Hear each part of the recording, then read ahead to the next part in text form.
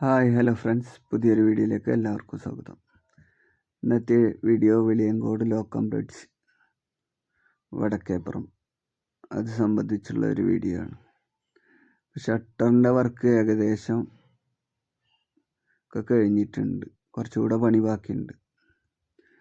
ഈ ഭാഗത്തും അതുപോലെ ആ ഭാഗത്തുള്ള ഷട്ടറിൻ്റെ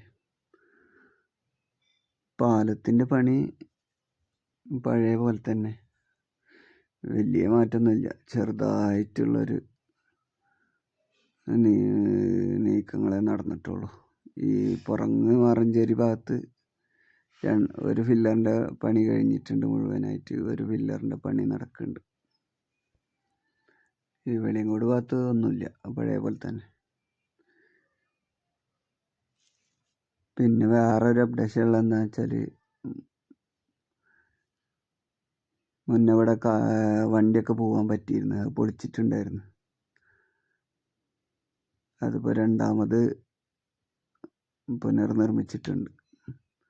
ഇപ്പോൾ ബൈക്കും കാറൊക്കെ ഇതിൽ കൂടെ പോവാം, ഈ കാണുന്ന സ്ഥലത്ത് കൂടെ. അതാണ് ഒരു പുതിയ മാറ്റമുള്ളത്. വീഡിയോ എടുക്കുന്നത് 6/7/2026.